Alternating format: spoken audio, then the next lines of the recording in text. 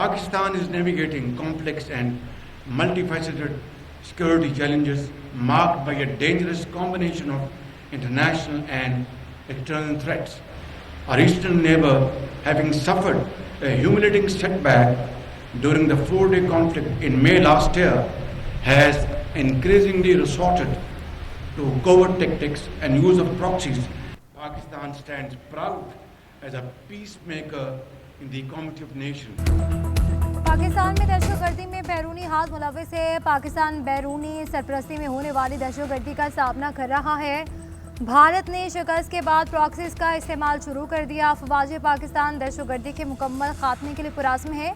वज़ीर आज़म शहबाज शरीफ का Pakistan naval academy में पासिंग आउट तकरीब से खिताब। अमेरिका और ईरान के दरमियान मुआहिदे पाकिस्तान के लिए एहसास की बात है। आज पाकिस्तान दुनिया में अमन का ख़्वाहां है और अलमबरदार के नाम से पहचाना जाता है। अमेरिका ईरान मुआहिदे के लिए फील्ड मार्शल ने दिन रात अनथक मेहनत की। इनको खैराज तहसीन पेश करता हूँ। ईरानी सदर के हालिया दौरे के बाद पाक ईरान ताल्लुकात मज़ीद मजबूत होंगे।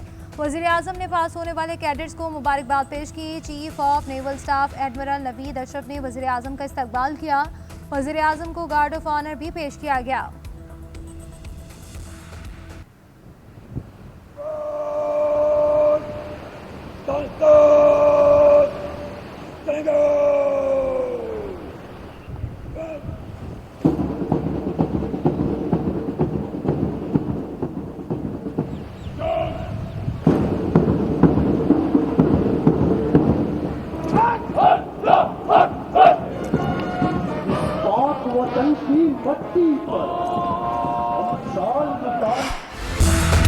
सिक्योरिटी फोर्सेस के बलूचिस्तान के अजला खारान और मसूंग में इंटेलिजेंस बेस्ड ऑपरेशन ISPR के मुताबिक 2 कार्रवाइयों में फितनल हिंदुस्तान के 8 दहशतगर्द जहन्नुम वासिल कर दिए गए।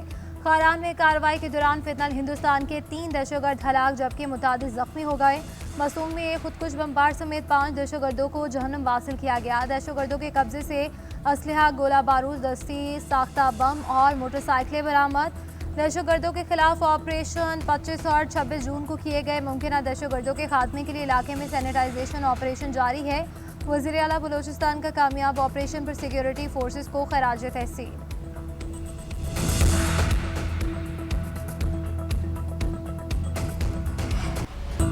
अब मुआहदे के बावजूद ईरान अमरीका कशीदगी। अमरीकी फ़ौज ने अपना हुमस के करीब फ़ज़ाई हमला कर दिया। ईरान के साहिली इलाके सरहद के करीब धमाके की आवाज़ सुनी गई। अमरीकी फ़ौज ने ईरान पर हमलों की तस्दीक कर ली। सेंटकॉम के मुताबिक जहाज़ के हमले के जवाब में कार्रवाई की गई। अपना हुमस के करीब ईरानी अहदाफ को निशाना बनाया। मिसाइल और ड्रोन के ज़ख़ीरों समेत साहिली रडार तनसीबात को निशाना बनाया। ईरान ने तिजारती जहाज़ पर हमला करके जंगबंदी मुआहदे की खिलाफ वर्जी की। अमरीकी नायब सदर JD वेंस का कहना है कि तशद्दुद का जवाब तशद्दुद से दिया जाएगा। ईरान ने जंगबंदी मुआहदे पर दस्तखत किए हैं। अमरीका ने जंगबंदी की पासदारी की इख्तलाफात हैं तो फ़ोन उठाएं और बात करें।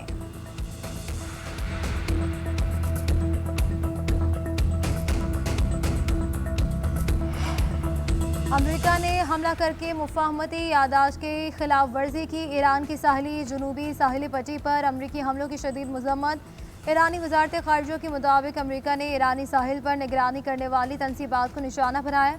ईरानी फ़ौज ने रद्द-ए-अमल में ख़त्ते में अमरीका से मुंसलिक अहदाफ पर दिफाई कार्रवाइयाँ की। ईरानी वजारत ख़ारिजा ने खलीजी ममालिक पर जोर दिया है कि वो ईरान के खिलाफ अपनी सरजमीन इस्तेमाल न होने दें। दूसरी जानिब पासदारान इनकलाब ने दावा किया है कि उन्होंने खत्ते में अमरीकी फ़ौज के मुतादिद ठिकानों को निशाना बनाया है। तर्जुमान का कहना है कि सिरक जजीरे पर अमरीकी फ़ौज का हमला नाकाम बना दिया है। अमरीका के किसी भी नए हमले का सख्त जवाब दिया जाएगा। उधर ईरानी पार्लिमानी कमेटी के सरबराह इब्राहिम अजीज़ी की अमरीका पर कड़ी तनकीद।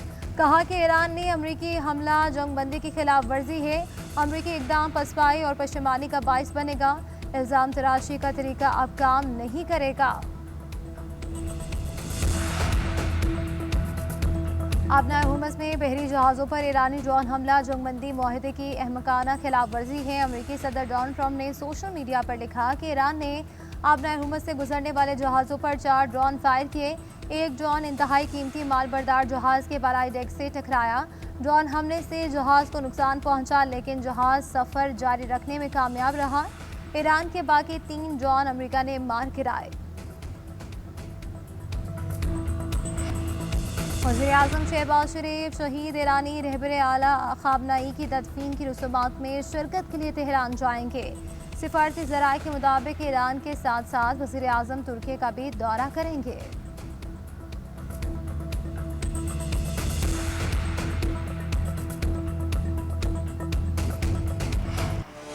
हुकूमत ने पेट्रोलियम मसनूआत सस्ती करने के बजाय लेवी बढ़ा दी। ज़राए पेट्रोलियम डिवीजन के मुताबिक डीजल पर लेवी में 6 रुपये 57 पैसे फी लीटर इजाफा कर दिया। डीजल पर लेवी 79 रुपये 54 पैसे फी लीटर हो गई। पेट्रोल पर लेवी में 39 पैसे फी लीटर इजाफा किया गया, जिसके बाद पेट्रोल पर लेवी 66 रुपये 64 पैसे फी लीटर तक पहुँच गई।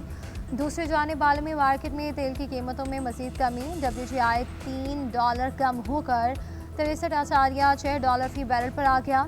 ब्रेंट ऑयल भी $4 सस्ता हो गया, कीमत $71.5 फी बैरल पर आ गई। UAE मरबान ऑयल की कीमत $65.8 फी बैरल तक पहुंच गई। अवाम का हुकूमत से पेट्रोलियम मसनूआत की कीमत में कमी का मुतालबा। देखें पहले कहाँ से स्टार्ट हुआ, इस वक्त जो है इंटरनेशनल मार्केट में पेट्रोल की प्राइसेस क्या हैं और हमें किस तरीके से मिल रही हैं वो आप बेहतर जानते हैं। खुदा के वास्ते सस्ता कर दो यार थोड़ा बहुत पेट्रोल। देखें जब इन्होंने पेट्रोल बढ़ा था तो एकदम से 100-150 रुपये बढ़ा दिया था, लेकिन अभी पेट्रोल कम हुआ है तो इन्होंने बिल्कुल इस पे आवाम को रिलीफ नहीं दिया। महंगाई तो ये फौरन कर देते हैं, लेकिन कम करने की बारी आती है तो उसमें टाल मटोल करते हैं। अगर तेल महंगा हुआ तो आपने महंगा कर दिया, अब जब कम हुआ है सस्ता हुआ है तो आप सस्ता करें उसको।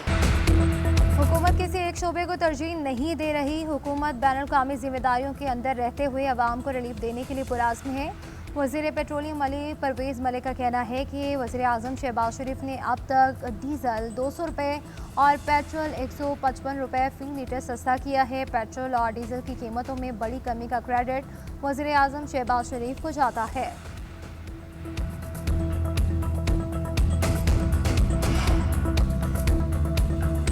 नायब वज़ीर-ए-आज़म इसहाक़ डार और ईरानी वज़ीर ख़ारजा अब्बास अराग़ची के दरमियान टेलीफोनिक रब्ता। तर्जुमान दफ्तर ख़ारजा के मुताबिक वज़ीर ख़ारजा इसहाक़ डार ने ख़त्े में पायदार अमन और इस्तेहकाम के लिए पाकिस्तान के तामीरी किरदार के अज़्म का इआदा किया।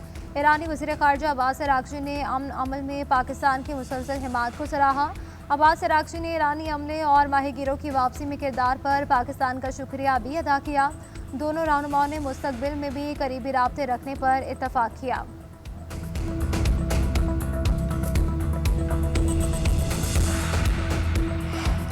ओमान ने भी बहरी जहाज़ों पर फीस आयद करने का इशारा दे दिया। अमरीकी मीडिया के मुताबिक ओमानी कायदीन ने यूरोपीय हुकाम को बताया कि आबना हुमस से गुजरने वाले बहरी जहाज़ों को रकम देना पड़ सकती है।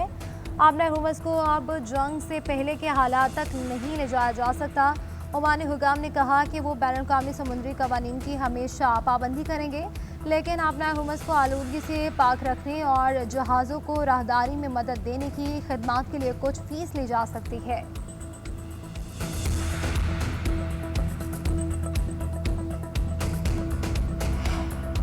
इसराइल और लेबनान ने फ्रेमवर्क मुआहदे पर दस्तखत कर दिए। दोनों ममालिक ने एक दूसरे के पुरअमन वजूद के हक़ को तस्लीम कर लिया। मुआहदे के मुताबिक इसराइली इनखला मरहलावार होगा। लेबनानी फ़ौज मरहलावार सिक्योरिटी की जिम्मेदारियाँ संभालेगी। अमरीका मुआहदे पर अमल दरामद की निगरानी और मुआवनत करेगा। बाकी मानदा तनाज़ात अमरीकी सालिसी में बराह रास्त मुज़ाकरात से हल होंगे। अमरीकी वज़ीर ख़ारजा मार्को रूबियो का कहना है कि मुआहदे पर अमल दरामद और इसके नताइज की बुनियाद पर अगले मराहिल तय किए जाएंगे। दूसरी तरफ लेबनानी क़यादत सदर ट्रंप के शुक्रगुजार सदर जोसेफ ऑन का कहना है कि फ्रेमवर्क मुआहदा लेबनान को खुद मुख्तारी की बहाली की जानिब पहला कदम है। लेबनान के तबाहशुदा घर दोबारा तामीर होंगे, अवाम की वापसी होगी, लेबनान में कब्जा होगा, ना किसी की बालादस्ती कबूल होगी।